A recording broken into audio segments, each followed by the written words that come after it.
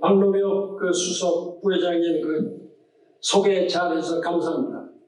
존경하는 구본모 교수님, 그리고 심윤조 동창회장님, 그리고 선배, 후배, 동문 여러분 반갑습니다.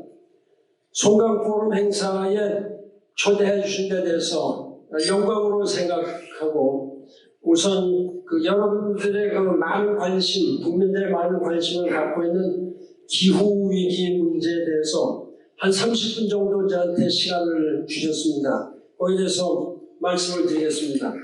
사실 서울대학교 정치외교학부는 대한민국의 각계각층의 인재들을 배출해서 우리나라의 정치, 경제, 사회 발전에 큰 역할을 하고 있다고 이렇게 생각합니다. 여기에 대해서 감사하고 마음 뿌듯하게 생각을 합니다.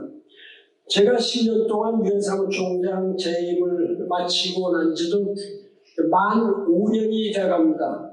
오늘 12월 31일 되면 한 달 정도만 더 있으면 만 5년이 되는데 그간 한국 사회가 많이 발전했다고 느끼지만은 또한 아쉬움도 사실 참 많습니다.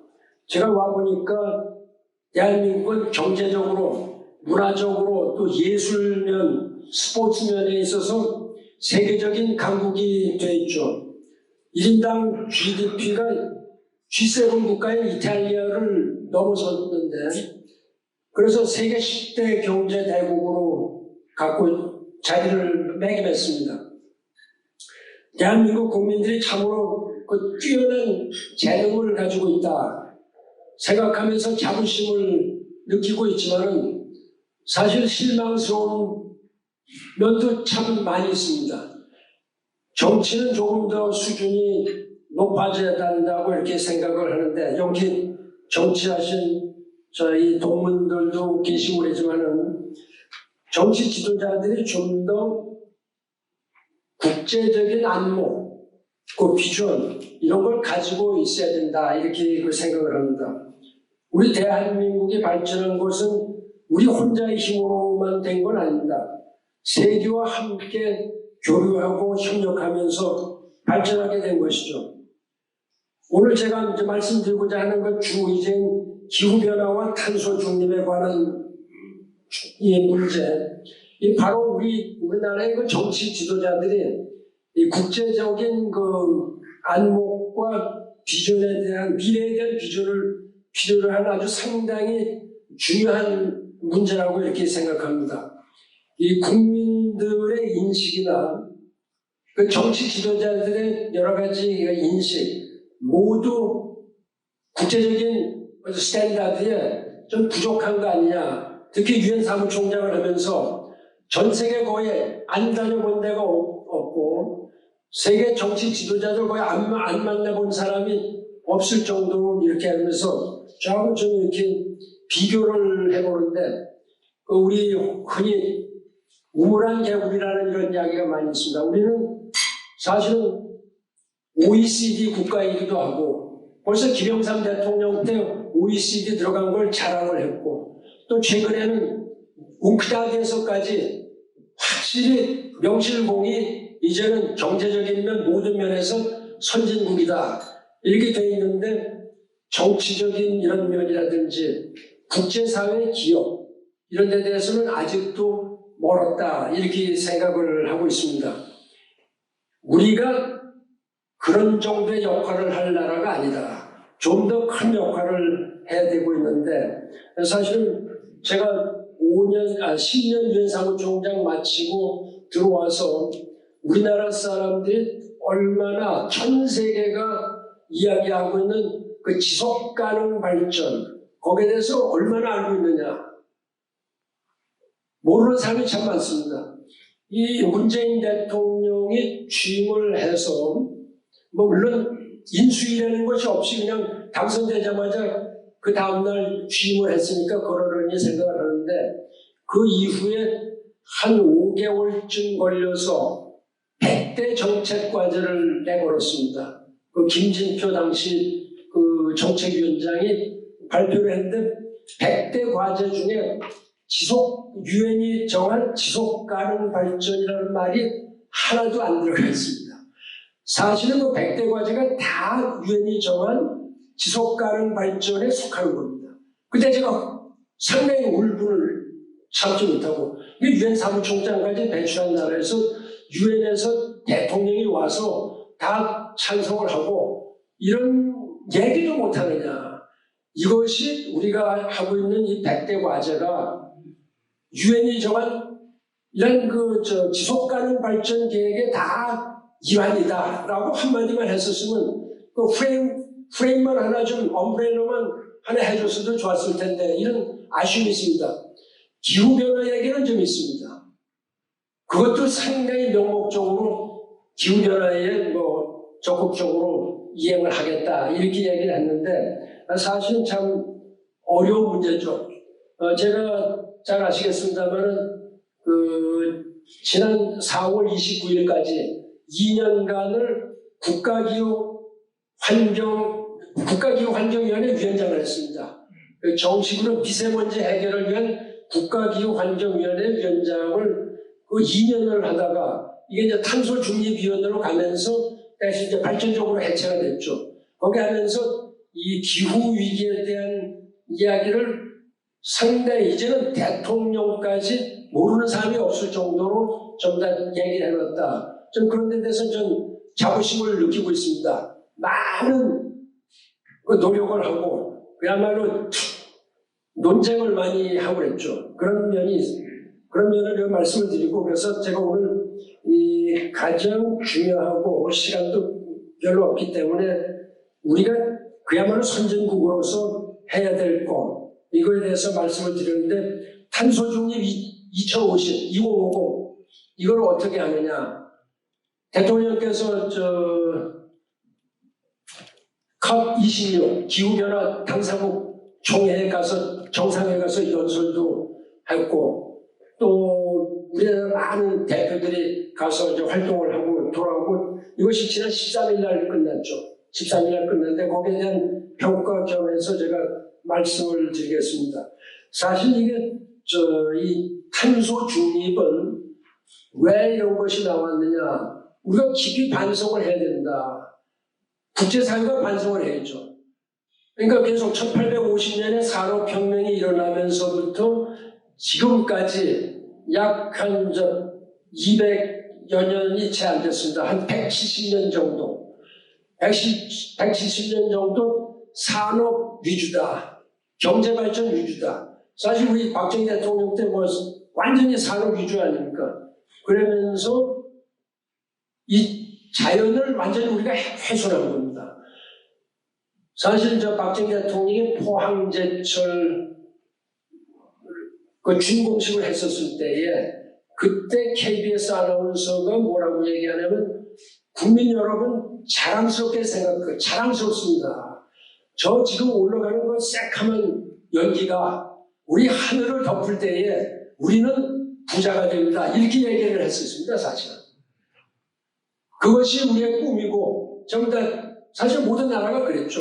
그러나 이런 것은 우리가 늦게 시작해서 그렇지 서양에서는 이미 벌써부터 시작을 했던 거죠. 자동차가 나오면서부터. 그 다음에 석유가 발견되면서 계속 뿜어내기 시작을 한 겁니다.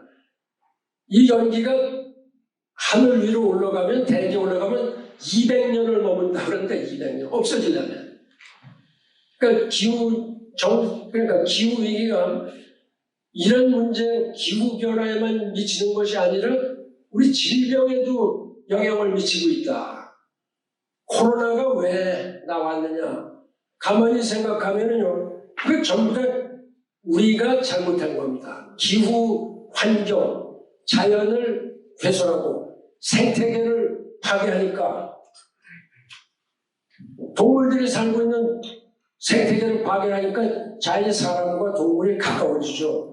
그러니까 인수 공통 감염병이라는 게 생기는 겁니다. 코로나가 그거죠. 그런데 우리는 지금 대한민국 국민들이 알고 있기는 코로나와 사르스, 메르스 이런 정도만 기억을 하는 겁니다. 우리나라 국민은. 왜냐하면 사르스가 2003년에 중국을 들이쳤을 때에 우리나라한테까지 영향을 미쳤고 제일 먼저 영향을 미친 게 영향을 받은 게 중국이죠. 근데 한국 사람들은 그때 무슨 김치를 먹어서 괜찮다 그래서 중국에 한 사람의 교포도 걸린 사람이 없습니다.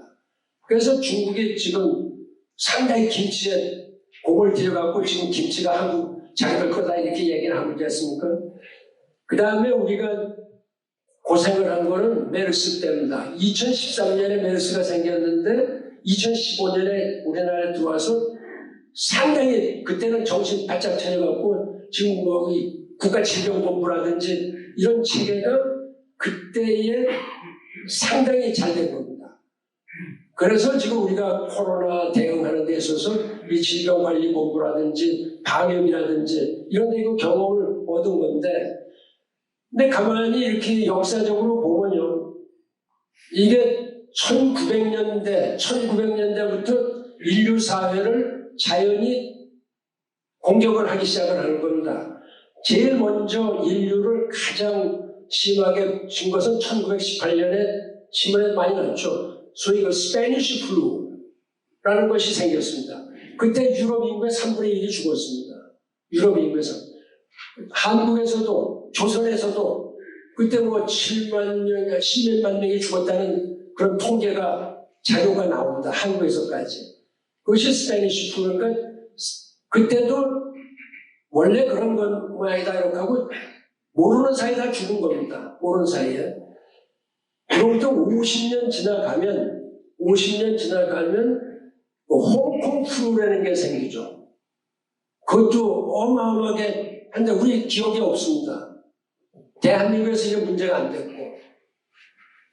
50년 후에 1968년에 생기고 그 이후에 이것이 2000년대까지 넘어가면서 2003년에 사스가 생기고 또 2008년에 H1N1이라는 그 병이 생깁니다. 이게 아프리카 젖자보다 이렇게 생겼는데 제가 사무총장 때입니다. 우리나라에서 관심도 없습니다. 그때 뭐 백신을 만들라 뭐 이렇게 해서 제가 WHO하고 막 그 노력을 하는 기억이 나고요. 그러나 우리에서는 관심이 없고 2009년에 그 소위 스와인 플루라는 것이 또 한번 세계를 치죠. 그러니까 한국에서 조금 관심을 갖고 있었지만 우리 그렇게 크게 당하지는 않았고 그러니까 2013년에 메르스가 생기고 2014년에 아주 가장 강력한 그 에볼라라는 것이 생기죠. 우리도 대한민국 국민이 잘 모릅니다.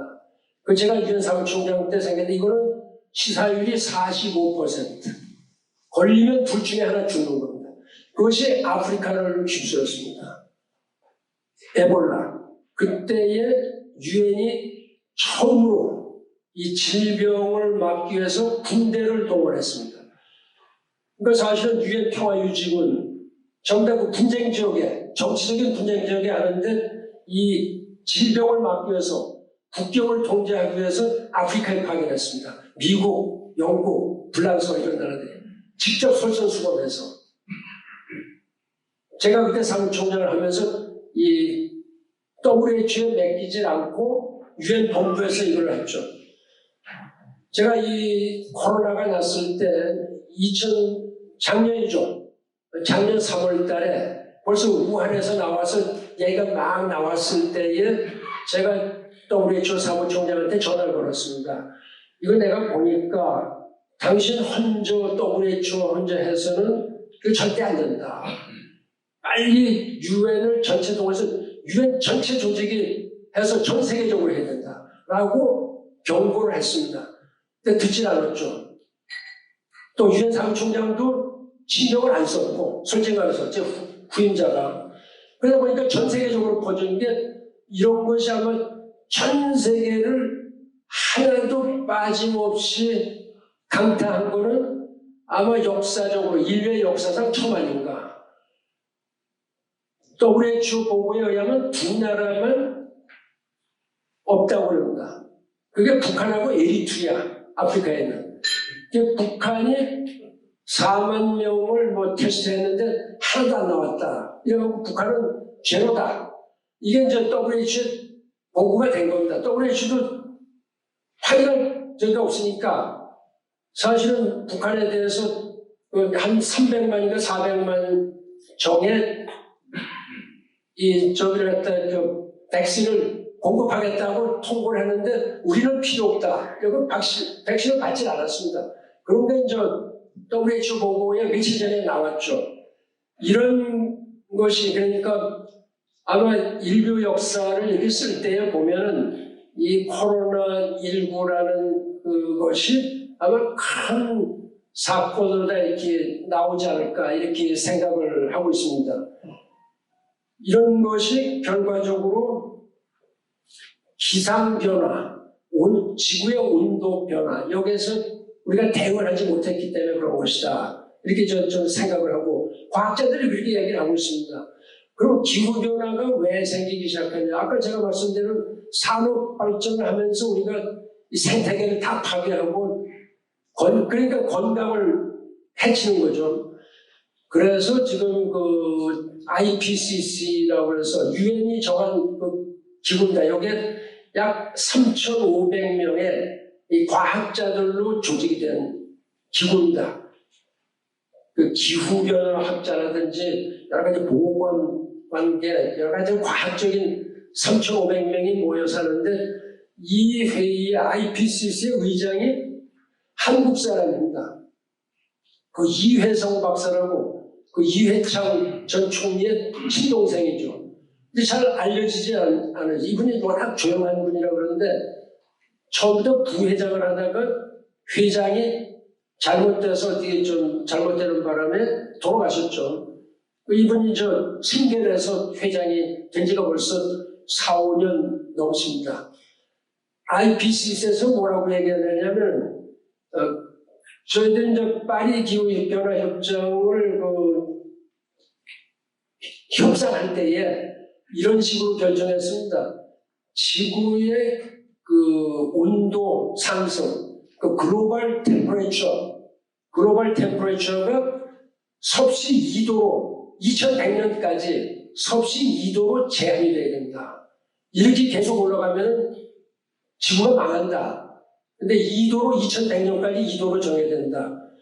그때의 많은 섬나라 또 개도국 이런 데의 지도자들이 울며 불며 호소를 했습니다. 우리는 조금 있으면 전부 다 물에 빠져 죽는다 라고 호소를 했죠. 제가 직접 그 사람들 눈물 흘리는 걸 제가 봤습니다. 그래서 할 수 없이 그러면 일단 2도로 하고 3년 후에 다시 한번 검토를 하자. IPCC한테 지시를 했습니다. IPCC가 3년 동안 2015년부터 2018년까지 연구를 해보니까 2도 갖고는 안 되겠다. 1.5도로 해야 된다. 라고 발표한 것이 송도에서 했습니다. 여러분들 그런 게 이제 신경 안 쓰는데 우리나라에서는 무슨 누구 미국 대통령이나 오면 어마어마하게 하지만은 이렇게 기후학자들이 3,500명이 송도에 와서 회의를 하면서 기후온도를 1.5도로 하지 않으면 안 된다고 경고를 한 거 별로 논란이 되지 언론의 대상이 안 된 겁니다. 그렇게 하다가 이게 왜 갑자기 이렇게 들어섰느냐. WMO라고 이제 세계 기상기구가 있죠. World Meteorological Organization. 그 다음에 IPCC. 이 사람들이 6월 달에 다시 발표했습니다. 1.5도로 해야 되는데 그거를 2050년까지 해야 된다라고 했다가 50년 땡겼죠? 가만히 계산해 보니까 1.5도가 아니라 1.1도가 벌써 올라가 버렸다. 그러니까 남은 건 0.4도다. 0.4도가 남은 겁니다. 그럼 0.4도를 가지고 우리가 2050년까지 뻗칠 수 있느냐? 절대 못 뻗치죠. 그러니까 2040년까지는 하여튼 또 내렸습니다. 그래서 지금 현재 목표는 2040년까지 0.4도를 잡아야 된다. 근데 지금 우리가 하는 식으로 하면은 2.4도 올라간다는 겁니다. 2.4도 내지 2.7도가 올라간다. 그게 이제 과학자들의 얘기입니다. 그래서 상당히 겁을 주는 거죠. 그러니까 겁을 주지 않으면 사람들이 움직이지 않는데 지금은 사실은 세계 많은 지도자들이 겁을 먹은 상태입니다. 제가 여러분한테도 좀 겁을 드려야 친구들한테 또 이런 얘기를 할 겁니다. 0.4도를 우리가 잡을 수 있냐 못 잡습니다. 그래서 거기서 나온 것이 탄소 중립 2050이 나온 겁니다. 탄소 중립 2050. 탄소 중립 2050을 한다니까 전부 다 아우성들이죠. 우리나라도 지금 아우성 아닙니까? 제가 국가기후환경위원회 위원장을 하면서 벌써 재작년부터 탄소 중립 2050 해야 된다고 계속 얘기한 거죠. 왜냐하면 이 얘기는 이미 국제사회가 오래됐습니다. 아무도 신경을 안 쓰고 일부 언론에서 좀 이렇게 얘기를 좀 하더군요. 그래서 제가 국가기후위원장이니까 거기에 뭐 여러 부처에서 나오고 장관들도 뭐 8명이 위원이고 그래서 제가 그 얘기를 자꾸 하니까 직원들이 되게 여기도 우리 탄소중립위원회에서 근무하는 우리 이제 후배들이 여기 계시는데 되게 환경부, 뭐 산자부 이런 사람들이 많이 와 있는데 와서 아니 그거 안 됩니다. 그거 말이 안 된다. 아무리 그렇게 해도 안 된다. 뭐 계속 그런 겁니다. 자기들은 직속 제기하니까 말을 그렇게 하면서 대들지 못하는 거죠. 대들지 못하죠. 그러니까 주변에 이제 연구기관 단체들을 그 사람들 과학자들이다 뭐다 이런 사람들 데려다 놓고 저한테 얘기를 하는데 안 되는 방향으로 계속 얘기를 하는 겁니다. 제가 그래서 한번 화를 내갖고서 이건 뭐 제가 좀 개인적인 얘기지만 만약 내가 대통령이다. 근데 내가 대통령이 이거 2050 해야 된다고 얘기하면 그래도 당신 똑같은 소리 변명될 거냐고요. 이런 식으로 막 속여지려고 했어요.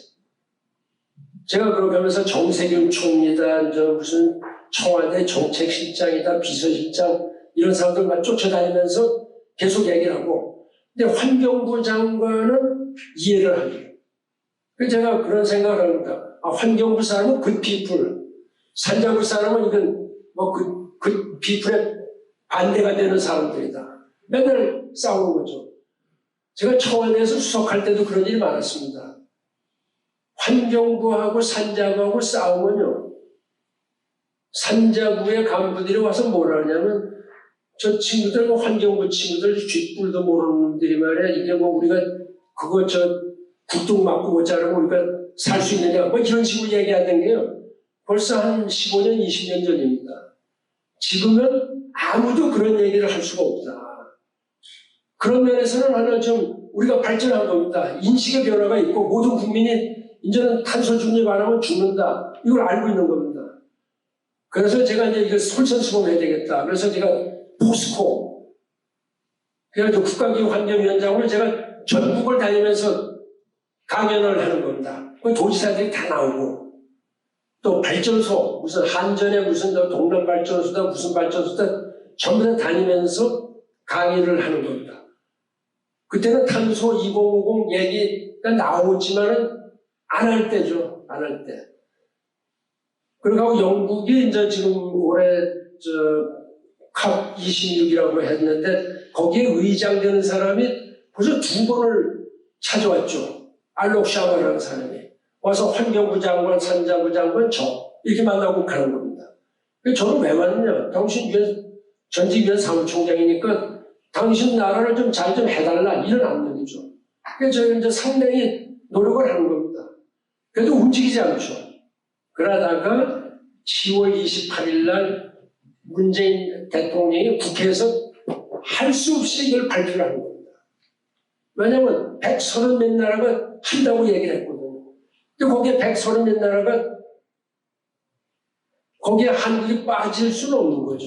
유엔 사무총장도 저한테 압력을 놓고 그래서 대통령이 발표를 하죠. 여러분 10월 28일 여기 탄소 중립이 계신 분들 한번 체크해 보세요. 10월 28일 대통령의 국회 시정연설을 한번 읽어보세요. 거기에 딱 한 줄이 나와요. 한 줄이. 무슨 얘기를 쫙 하다가 아무 밑도 끝도 없이 우리도 대한민국도 국제사회의 여러 가지 저게 맞춰서 2050 탄소 중립을 실현하겠습니다. 그렇게 하고 아무 해석 없이 그냥 딴 얘기하는 겁니다. 갑자기 끼어놓은 거죠. 갑자기 끼어놓은 거예요. 그렇게 하고 한 달 후에 대통령이 회의를 주재하죠. 한 달간 준비를 해서 이런 식으로 나간 겁니다. 그때 제가 이제 건의를 한 거죠. 자, 이거 국가기후 환경회의 다 없애버리고 무슨 지속가능발전위원회 또 그다음에 이 녹색성장발전위원회 이런 거 다 통폐합해갖고 2개로만 하자. 2개로. 첫째 탄소중립위원회 하나 만들고 그 다음에 지속가능 및 녹색발전위가 하자. 지금 그렇게 됐습니다. 사실 4개의 비슷한 법안들을 전부 다 국회에서 통폐합하고 2개로 했습니다. 그건 제가 계속 주장한 겁니다. 아마 여기 모르시는 분들이 더 많죠. 제가 그렇게 자랑하고 이런 다 이게 아니기 때문에. 그래서 지금 그러면 우리나라가 어느 정도까지 와 있느냐. 그 대통령이 그렇게 해서 2050을 발표해놓고 작년 11월 달에 그 탄소중립위원회를 여러 가지 위원회를 하면서 탄소중립위원회가 이제 금년 5월 29일 날 발족이 됐죠. 그 전에 제가 그런 얘기를 했습니다. 제가 신문에도 제가 얘기를 했으니까 이건 문재인 대통령께서 직접 좀 맡아서 해 주십시오. 그 얘기를 뚜창한 겁니다. 정세균 총리한테 가서 얘기하고 또 청와대 비서실장 또 지금 있는 유영민 비서실장까지 노영민 비서실장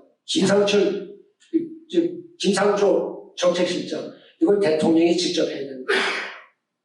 왜냐하면 이것이 앞으로 7명의 그러니까 문재인 대통령을 포함해서 7명의 대통령이 끌고 가야 된다. 여기서 문재인 대통령 확 쥐지 않으면 다음에 대통령 된 사람이 전에 대통령도 안 하는데 왜 이거 내가 하느냐.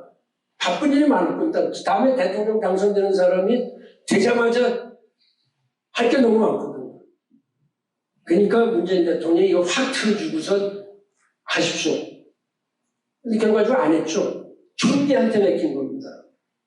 총리한테 맡기고 거기에 윤순진 서울대학교 교수를 공동위원장으로 만들어 놓은 겁니다. 그러면서 저는 사퇴를 하고 이 국가기후환경위원회 다 해체가 됐죠. 이게 총리가 되면은 총리는 우리나라에 자꾸 바뀌고 또 총리의 말을 장관들이 그렇게 잘 썩 안 듣습니다. 결과적으로 무슨 일이 일어났습니까? 제가 이 탄소중립위원회에서 처음 탄소 2050 계획을 발표합니다. 여기 다 지원이 있으니까 저희가 첫째 이 화력발전소 60개 중에서 7개를 남겨놓은 채로 96%를 달성한다. 둘째, 이 화력발전소 60개를 다 없애고 LNG 가스를 통해서 97%를 달성한다. 그 다음에 세 번째, 100% 달성한다. 이렇게 나오는 겁니다. 그래서 제가요, 무슨 학회가 있는데 윤순진 위원장도 나오고 제가 그 자리에서 비판하는 겁니다. 아니, 대통령 말씀에 어디다 대고 토를 다느냐. 대통령이 100% 한다고 했지 97%, 96% 한다는 얘기 할 일이 없다. 그 다음에 대통령이 그때까지 5차례 공개적으로 얘기했다. 첫째, 국회에서 얘기하고 두 번째, 바이든 대통령이 주최한 4월 22일 날 지구정상회의에서 처음으로 우리 탄소중립 2050 하겠다. 세 번째, 워싱턴에 가서 바이든하고 앉아서 정상회담할 때 하겠다. 네 번째는 G7 정상회의 가서 하겠다. 그렇게 하고 또 한 군데 가서 또 5군데 가서 또 얘기한 거죠. P4G 정상회의를 대통령이 5월 31일 날 서울에서 자기가 주재를 했습니다. 정상회의를. 국제정상회의를. 그때에 발표를 했습니다. 5번을 얘기해놓는데 무슨 놈은 97%, 96% 이렇게 얘기하느냐. 이거 말이 안 된다. 그래서 이게 신문에 커다랗게 났습니다. 중앙일보, 무슨 매일경제 이런 데서 나고 이게 이제 야단이 났죠. 데모들이 일어나고 환경단체가. 탄소 중립을 해체하라. 이게 무슨 소리냐. 결과적으로 대통령이 지난 10월 18일인가 11월 언제에 그 노들섬에 가서 탄소 중립을 주제를 아니라 임석을 하는 겁니다. 그래서 좀 가라앉히고 그 다음에 G20 가서 얘기하고 그 다음에 그라스고 가서 대통령이 직접 얘기하는 겁니다. 이제는 물러설 데가 없습니다. 물러설 필요 없습니다. 대통령이 7번을 지금 얘기를 했으니까. 그러면 이제는 해야 됩니다. 그래도 우리나라 이제 기업들이 말이 많죠. 아니 지금 2030년까지 40%를 어떻게 줄이느냐. 우리 그 공장 다 망하라는 거 아니냐. 전 거기에 대해서 충분히 공감을 하죠. 어려운 점이 많이 있습니다. 그러나 어떤 사람도 이것이 쉽다고 얘기를 한 적이 없죠. 어렵기 때문에 하는 것이다. 저는 이렇게 주장을 했습니다. 사실은 2035년까지 이 내연기관 자동차는 전부 다 문을 닫아야 된다. 전기차 아니면 수차를 해야 된다.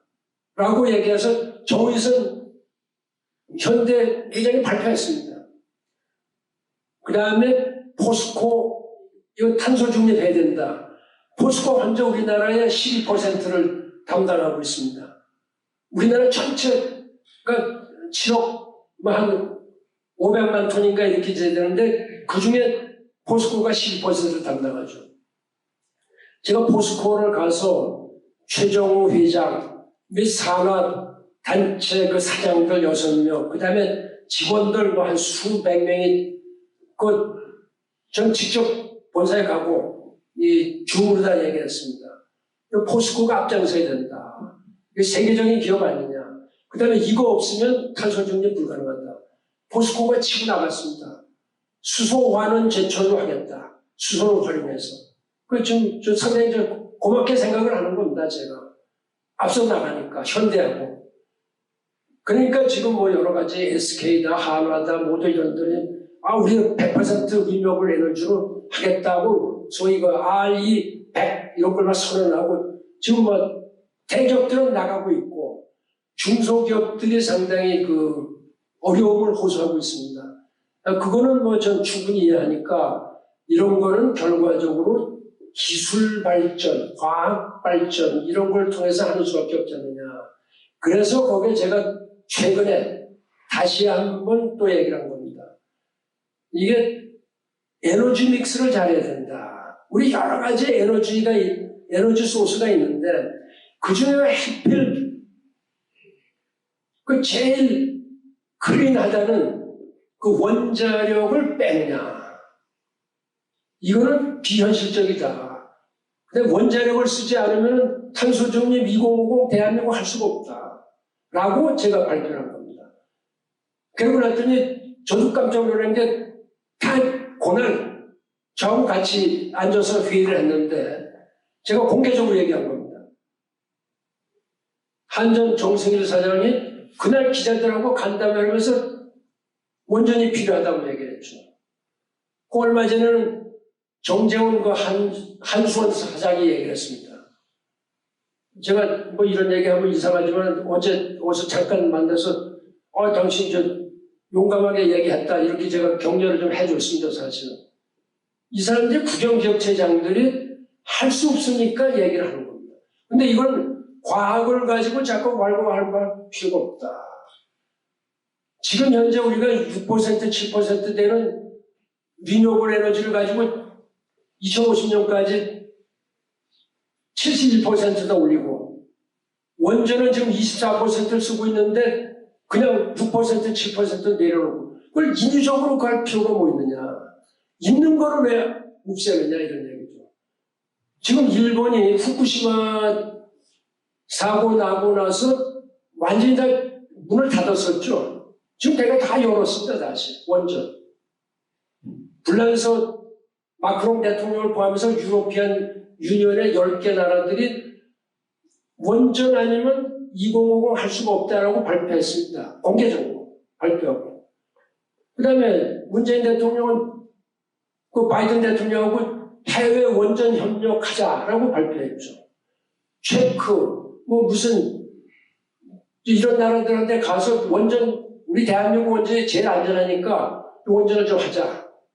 라고 이렇게 얘기를, 그러니까 이거 이율배반이니까 이게 언론에 다 나지만은 서로 앞뒤가 안 맞는 이런 이야기를 하고 있는 겁니다. 그렇게 하고 구태여 여기 있는 운영되고 있는 걸 갖다 문을 닫을 필요가 뭐가 있느냐.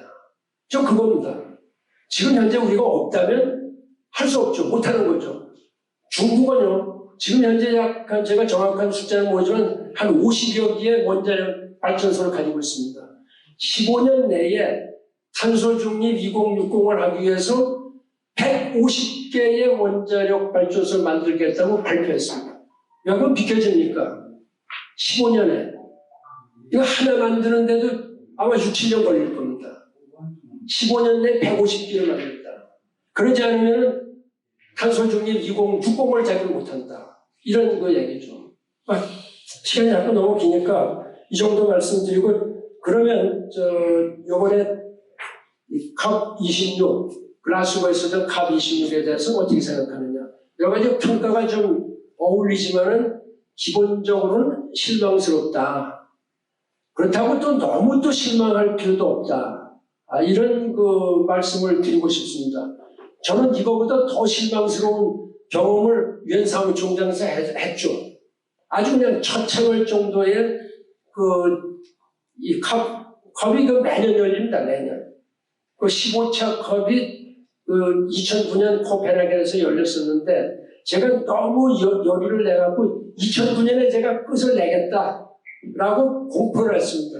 공표를 하다가 완전히 거기서 처참하게 깨져갖고 진짜 외교관 50년 생활하는데 아주 제일 망신을 당한 일이 있습니다. 거기로부터 이건 안 되겠다 해서 2015년에 제가 끝나기 1년 전에 끝을 낸 겁니다. 그렇게 하고 합의가 된 것이 중요한 건이라는 이것이 발효가 돼야 된다. 발효가 돼야 된다. 그래서 모든 나라 정상들을 들들 볶고 특히 미국과 중국을 같이 앞세워서 2016년 11월 4일 날 파리 기후변화 협정이 발효가 됐습니다. 제가 지금도 아주 큰 장탄식을 이렇게 하고 있는 게 큰일 날 뻔했다.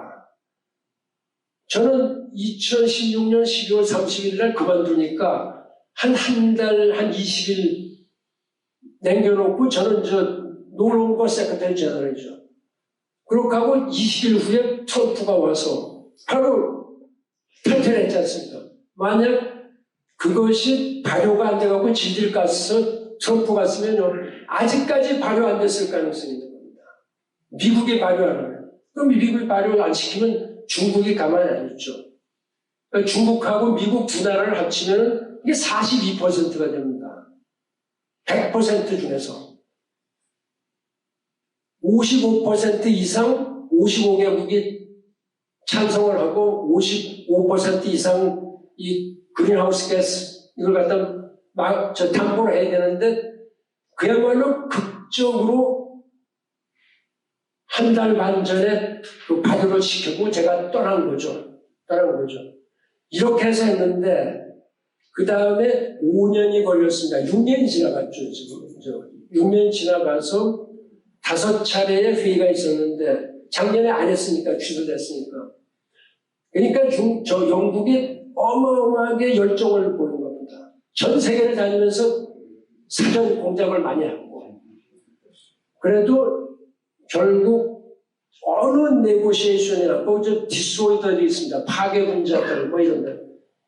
그리고 러시아, 사우디, 인도 뭐 이런 나라들이 그냥 계속 공개적으로 반대를 하니까 결과적으로 2050년까지 탄소 중립을 한다는 거를 2000년 중반대에 탄소 중립을 한다라고 이렇게 합의가 된 겁니다.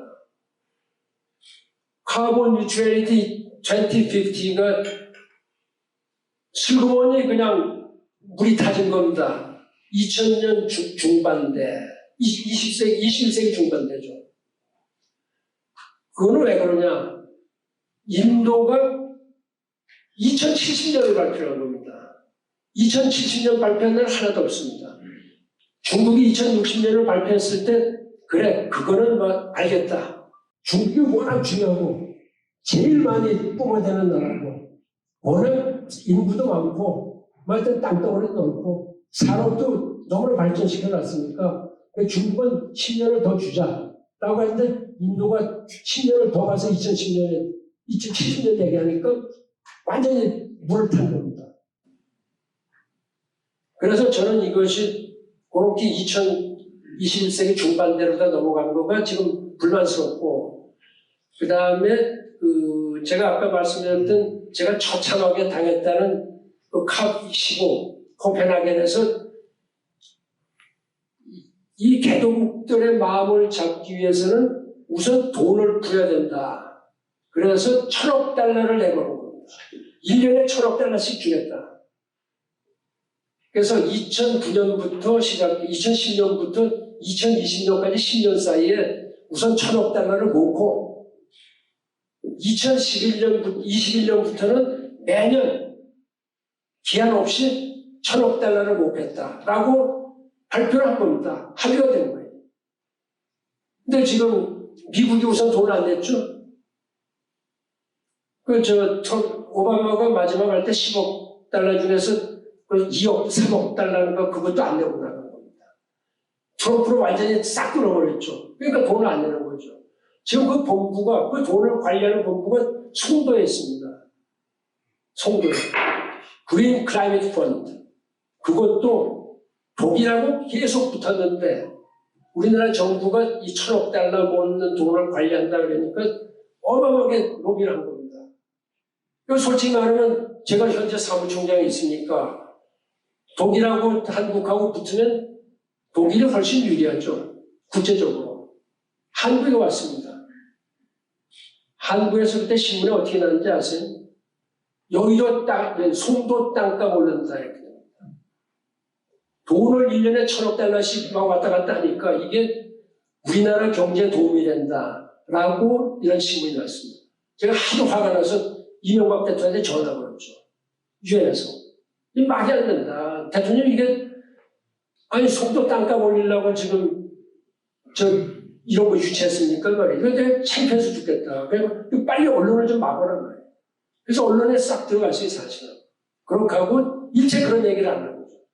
우리나라 국민들이 송도에서 뭐가 일어나고 있는지도 모르고 전부 다 정치적으로 싸움만 지금 하고 있는 겁니다. 세상에 자기 몸이 염통에 진짜 굶어간다는 얘기가 있죠. 그러면서 자기 화장만 하면 뭐합니까? 지금 제가 이게 아주 참 분통나고 아주 열이 나는 겁니다. 지금 전직위원 사무총장으로서. 그렇게 하고 지금 소위 석탄 사용하는 걸 2050년까지 싹 없앤다. 라고 초안에 이렇게 되어 있습니다. 이것을 또 인도가, 사우디가 이 석유 팔아먹는데 그 포슬 퓨얼 2050년까지 한다는 것을 영어로 phase out. 이걸 갖다가 phase down으로 해버린 겁니다. 그러니까 이것도 가서 갖다 맥이 확 빠진 거죠. 그래도 문서를 채택하고 이건 다행이다. 이렇게 생각합니다. 하나 더 긍정적인 거는 소위 룰북이라는 게 있습니다. 우리로 말하면 쉽게 말하면 시행령.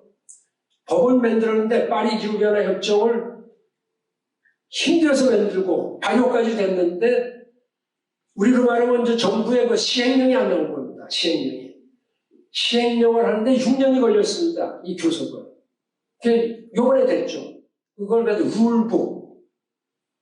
그거는 하나 긍정적으로 보는 겁니다. 이제는 시행령이 생겼으니까 이 시행령에 따라서 하면 되는 겁니다. 법이 있고 시행령이 있고 이제 체제는 갖춰졌죠. 그러나 돈이 아직 안 보이고 그 다음에 정치적인 의지가 아직까지 부족하다. 그러니까 이 지도자들이 제가 맨날 그런 겁니다. 전 여기서 있었지만 제가 6개의 연설을 했습니다. 여기 줌으로. Raise your ambition level. 그 앰비션을 좀 올려라. 그걸 계속 강조를 하고 지금 기다릴 때가 없다. No time to lose. 이런 식으로 제가 열을 그냥 막 냈죠.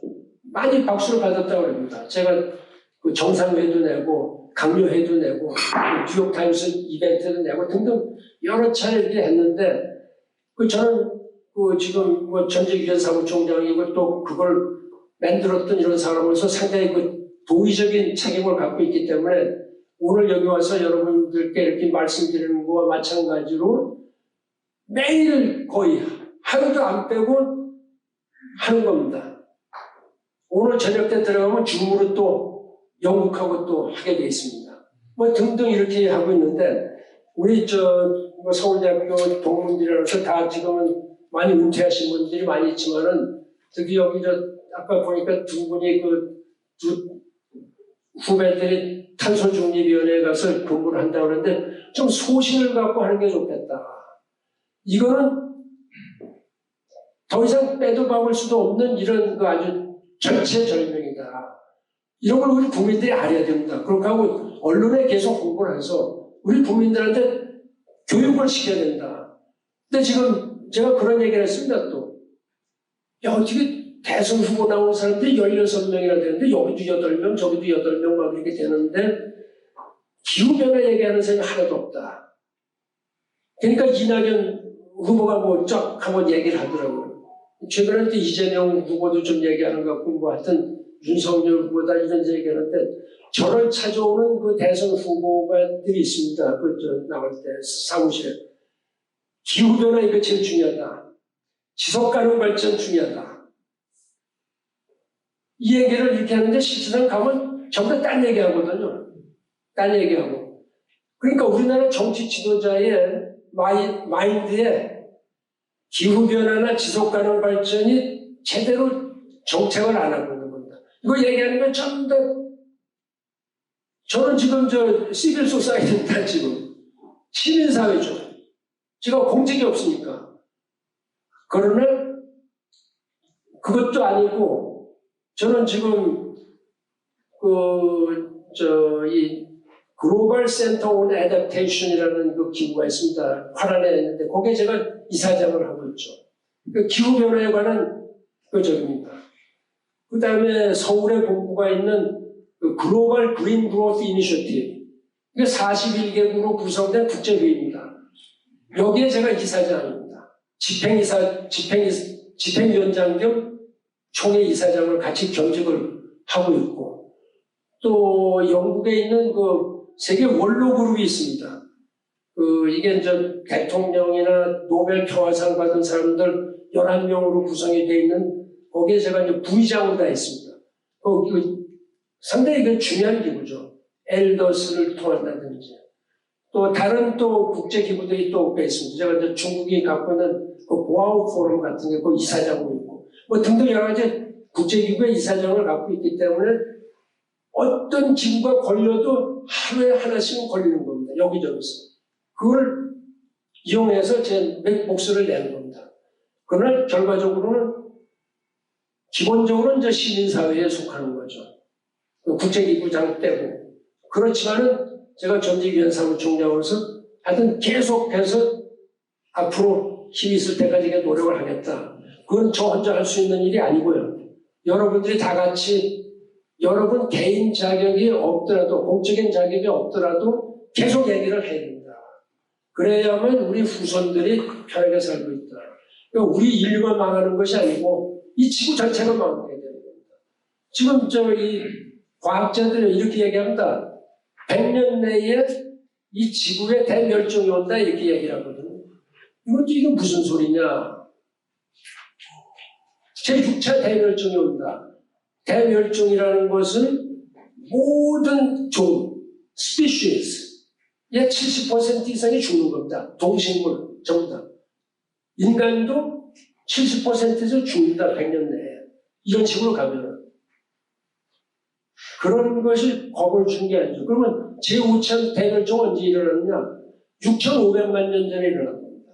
그럼 왜 6,500만 년에 이런 대멸종이 지금 와서 지금 거론이 되느냐? 그만큼 지구도 아주 지금 피곤해질 대로 피곤해졌고 인류 사회가 이 자연을 너무나 파괴시켰다. 그렇게 얘기합니다. 그래서 제가 한 말씀만 더 드리고 제가 이제 재작년에 그 여행할 수 있었을 때 교황을 만난 일이 있었습니다. 교황이 이제 많이 도와줬기 때문에 제가 감사를 표했더니 교황님께서 뭐라고 말씀하시느냐. 그 신은 언제나 누구든지 용서한다. 인간 사회는 때때로 용서한다. 그러나 자연은 결코 용서 안 한다. The nature never forgives. 이런 식으로 말씀하시는 겁니다. 얼마나 아주 그 가슴에 와닿는 말씀이겠습니다. 그러니까 우리가 이 좀 지구도 살리고 우리 인류도 살리려면 우리가 이 기후 위기를 슬기롭게 그야말로 강하게 맞서서 슬기롭게 해결해야 된다. 이것이 아마 여러분들에게 주어진 도의적인 책임이다. 문재인 대통령이나 정치하시는 분들은 정치적인 책임, 그러니까 정치적인 책임, 도의적인 책임을 다 한꺼번에 같이 해야 우리가 잘 살 수 있는 사회가 될 거다. 이런 점을 말씀을 드리면서 여러분 좀 더 깊은 관심을 가지시고 이 문제에 대해서 좀 목소리를 좀 높여주시기 바랍니다. 감사합니다. 지금 이제 정부에서 한다는 게 이건 뭐저 대형방이 뭐 이래갖고 이제 알겠어요. 그 반 총장님께서 보실 때 탈원전에 관해서 어떻게 해야 된다는 것을 대통령한테 강력하게 문의를 하시는지 앞으로 그걸 공개적으로 그 말씀 국민 앞에 이야기할 때 가장 그 본의 있는 말씀이 될 것 같은데 그게 잘 안 들려요. 오늘 말씀드리니까 뭐라고 많이 아신 것 같은데 그게 대해서 잘 몰라요. 그게 대해서 걔네를 좀 말씀 좀 주세요. 마이크 좀 넘겨주시죠. 조금만 앞으로 나와서. 그 2050년까지 이게 안 되면 어떻게 하느냐. 그건 제가 뭐라고 말씀드릴 수가 없습니다. 이거 안 하면 그냥 결과적으로 공멸이다. 그러나 우리나라 같은 나라는 좀 할 수 있다고 봅니다. 그런데 아주 못 사는 나라들은 돈이 없었고 기술도 없으니까 사실 참 억울하다 자기들은. 그래서 거기서 돈을 1,000억 달러를 와서 매년 도와줘야 된다 이런 것이 이제 그 도의적인 면에서 정치적인 면에서 그렇게 얘기가 나오고 2050년까지 지금 그 과학자들이 계산을 했었을 때에 과학자들이 계산하고 한 대로 하면은 최소 위기는 그러니까 위기를 넘어갈 수 있다. 그다음에 그 틀을 만들 수가 있는 거죠. 물론 우리가 2050년까지만 사는 게 아닙니다. 계속 몇천 년을 계속 몇만 년 가야 되니까 그래서 이 지구 우주를 덮고 있는 이걸 갖다 다 걷어내야 된다. 걷어내는데 이게 200년 간다니까 그럼 어떻게 걷어내냐? 1년에 7% 이상씩 무조건 저감해야 된다. 전 세계에서 올리는 이런 가스, 그러니까 CO2죠. 7%씩은 무조건 내려야 된다. 근데 작년에 7%를 했습니다. 그 다행이다. 그랬더니 왜 그러냐?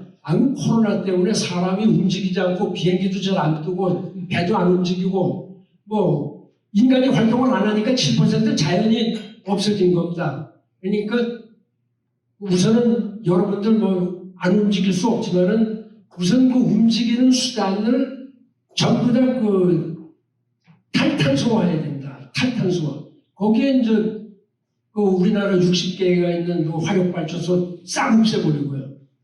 그리고 거기에 해당하는 에너지를 보충해야죠.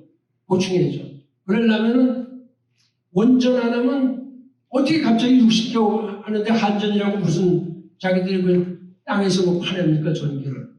그러니까 있는 건 써야 된다. 우선은. 그렇다고 해서 인류가 끝까지 원자력을 쓰느냐 그건 아닙니다.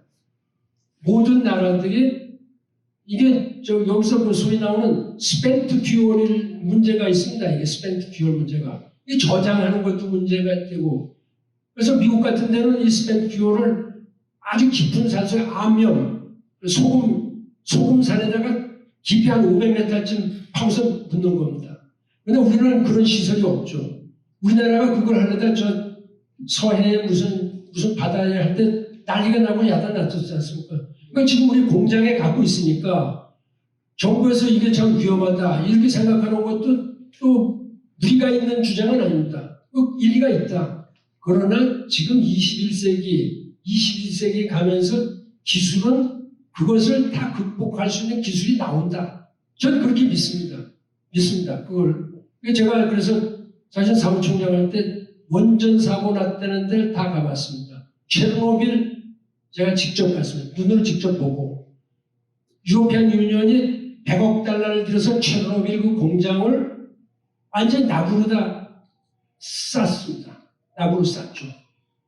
그 다음에 후쿠시마도 제가 가봤죠. 근데 후쿠시마에 대해서 오해가 있는 것 같은데 후쿠시마는 원전 사고가 아니다. 이거는 쓰나미 사고다. 쓰나미 사고인데 그럼 왜 그게 방사능이 나왔느냐? 그건 일본 사람들 그 좀 잘못 처리한 거죠. 왜냐하면 우리나라도 그런 게 있는데 일본 정부의 규정에 원전을 가동 정지할 때는 내각의 허가를 받게 돼 있다. 근데 불이 닥쳤으면 빨리 현장에서 기술자가 닫으면 되는데 이 일본 사람들 맞으면 그냥 또 총리 주재하에 강요를 하고서 결정했을 때는 이미 늦은 겁니다. 그렇게 하고 지금 그것도 참 창피한 일인데요.